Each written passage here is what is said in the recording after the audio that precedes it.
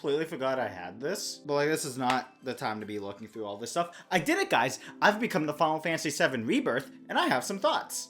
Weird though, it opens up from the side. This review was a little hard to write, and not because I had a lot of complex feelings I couldn't articulate. I know how I feel about this game. The issue is that this game is so dense and has so much content that I don't think I could cover everything I want to say about this game without this video being absurdly long. It's crazy how I have a lot of stuff I want to talk about after a 100+ hour RPG. I will miss things that I want to talk about. If there is something you want my opinions on that I don't mention in this video, just leave a comment and I'll reply to it. One thing I feel like I can fully cover are my complaints. It's not a whole lot, so it's pretty easy to knock them down quickly. First off, the one complaint that seemingly everybody I've talked to has: the audio mixing. Right off the bat, I had to turn down everything excluding the dialogue so I could hear what people are saying. Even then, with stuff turned down to like 6 or 7, I had trouble hearing some characters. It seems like the awful audio mixing that's been plaguing movies has finally made its way to video games. Whatever, at least I can remix it myself to a certain extent. My biggest issue, which I honestly wasn't expecting to have when I started this game,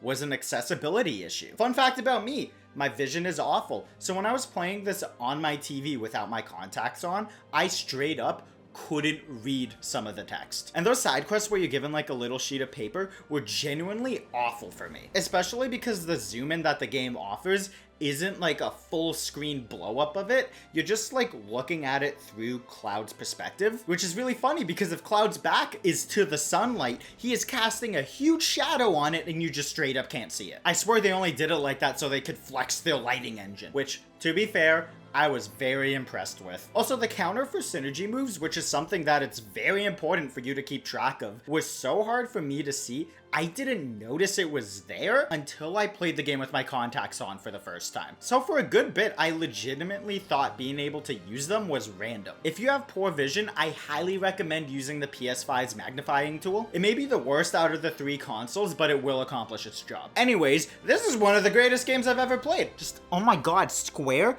fucking killed it with this game. 10 out of 10, closest to any game's getting the perfect. Review over. Guys, like this pre-order bonus? I hate it. It's so dumb. This is the only time I'm wearing this hat. Throughout the entire game, I was getting this one feeling that I couldn't really figure out. But once I got to the minecart minigame, it came to me. We don't get games like this anymore. It used to be a staple of JRPGs. If the party was in a mine, we were getting out via cart. Come on, it'll be fun. We'll blast some stuff. Won't take too long. It won't really add anything, but it won't take away anything either. It's just a quick, fun thing you do once and never again. That's the only way I can explain how a minecart minigame solidified that for me. And when was the last time a Final Fantasy game had a trading card game for no reason? 9? And that shit slapped. Okay, Queen's Blood slapped. FF9's Triple Triad, that sucked. The entire game is filled with silly minigames or mechanics that show up in like one dungeon and never again. It keeps the gameplay fresh all the way through. Even the open world segments have mechanics that aren't shared across biomes. And I really enjoyed that. The checklist content that the game gives you in the open world is entertaining enough. I think as checklists go, it's the best it can be. While 2 of the areas are kind of annoying to explore, I've played worse. The chocobos were very fun to ride, and I really liked the gimmicks they brought in. Honestly, this game makes me wish we had more segmented open worlds. Out of all of the open world games I've played in like the last 7 years, all of my favorite ones are segmented, excluding Zelda. It was also very refreshing to see such variety in the music, which isn't surprising considering how many versions of Let the Battles Begin are in 7 Remake, but the songs hit across the board and there's not a single miss. Can we just accept that Square has the best sound team and move on with our lives? Everything I loved about 7 Remake's soundtrack is found here and better in every way. They do a perfect job of punctuating emotional moments, but the music isn't carrying those scenes. The characters are the best version of this cast. This game is why Cloud is such a well-written character, and his voice actor does a really good job of adding to that. Throughout the entire game, his demeanor slowly shifts, and it's awesome seeing how much he's developed. The supporting cast is also better here. Barrett is still phenomenal. I love that dude. I would do a terrorism with him any day of the week. Tifa feels like she's given a lot more to do here than she did by this point in the original, and it's really interesting seeing how she acts in some scenes given what is most likely coming in part 3. Aerith is straight up at her best. If anybody asks why she's amazing, just point them towards this game. With those 4 characters, this game perfectly captures everything that makes them iconic, while peeling the layers and showing you what drives them, what motivates them, not just what makes them entertaining. It shows you why they're some of the best characters in the genre. The other party members are solid, but I personally didn't enjoy them as much as the core 4. Red is the bridge between the 2 camps for me. He's great and does have a lot of strong character moments in the middle of the game. Yuffie's 50-50 for me. Sometimes she's genuinely entertaining and interesting, and other times she's just an annoying kid. The punching the air bit was really stupid, and I was rolling my eyes every single time. Cait Sith is still Cait Sith. He's a lot better here, but given where we are in the OG game, it's kind of capped on how interesting he can be. On that note, that is one thing I loved that they did with this game's story. There's stuff in this game that's teased that isn't revealed, because in the original, they aren't revealed until like mid to late disc 3, which is wild to see. What I really liked about that is that it gives fans the ability to witness their good writing, and new fans the ability to try to piece together what it's building towards. There's so many moments where they do a great job teasing or setting up reveals,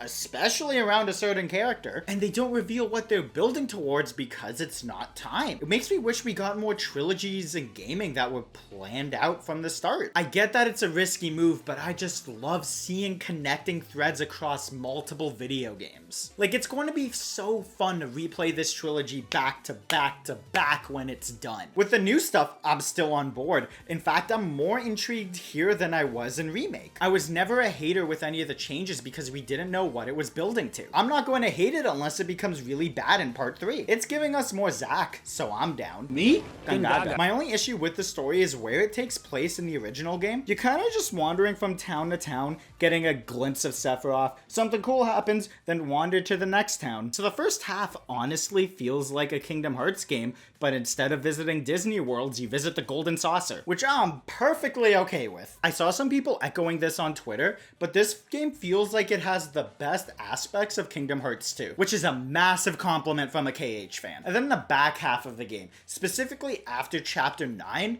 oh my god, it was so good. There was one scene where my heart was legit racing.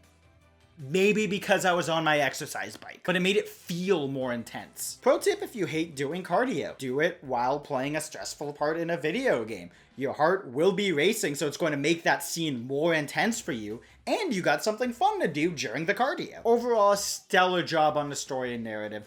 I guarantee that it has best narrative locked down at the Game Awards. Looking at what's releasing over the rest of the year, I don't think anything else will be able to personally resonate with players as much as this game does, because of its fantastic characters and intriguing scenario. The combat is a lot like 7 remakes, but better. They tweaked returning characters' movesets slightly. Cloud's Punisher mode is now a big AoE thing instead of focusing on one target. Aerith teleports between her wards, which made her way more useful for me. All characters now build up their own ATB stacks, which can be used to perform combo attacks, which were very fun to use and unlocked a lot of interesting strategies. They now have less powerful team attacks that you can do whenever, which were very fun to use. It takes Remake's combat loop of constantly swapping characters the second you can use a move or a spell to maximize ATB gain, and cranks it up because you are rewarded for using as many ATB moves as possible. It's so fun swapping between characters during combat like a madman in this game, even more so than in Remake. The new characters are very fun to play. I enjoyed Cait Sith the least because he's a little weird to play. Still fun though. As much as I wish this game was harder like every FF game, I do like their difficulty options. They should give you hard mode from the start though, but like a hard mode that lets me use items. Preventing me from using them in combat feels like an artificial increase in difficulty to me. Just do what KH does and call it a day, please. I really like the dynamic difficulty option though. It scales story enemies up to your level, so if you are over leveled, theoretically, they could put up a fight. If they merge that with how Kingdom Hearts handles its critical mode, I think it would be the perfect difficulty in an action RPG. Especially because they added a perfect block that fully mitigates damage. It gives this game an insanely high skill ceiling. Sadly, you have to wait until New Game Plus to even reach a need for it. Final Fantasy VII Rebirth, is special. We just don't get games like this anymore. Outside of Kingdom Hearts and Like a Dragon, damn crazy how that's two of my favorite series of all time, we just don't get games that have this many quality mini games crammed into it. It's an incredibly great JRPG that reminds everybody what made the genre great way before I was born, and why the original 7 is as beloved as it is. Out of all of the games I've played, it is arguably one of the best ever made. Easily a top 10 of all time, which is why I jokingly opened this review by saying 10 out of 10. No game is perfect. No game will ever be perfect. But 10s like this show us how close we can truly get to perfection as humans. Now let's see what they do with part 3. Can they hurry up and drop the name so we can stop calling it part 3? Initially, I was leaning towards Reunion, but that's confirmed to not be happening, so who knows? Do you agree? Think I'm an idiot? Comment down below. Dislike the video if Sephiroth has been haunting you for seemingly no reason and you're starting to get annoyed about it, and subscribe for more content. Follow me on other platforms if you want. Take care, guys.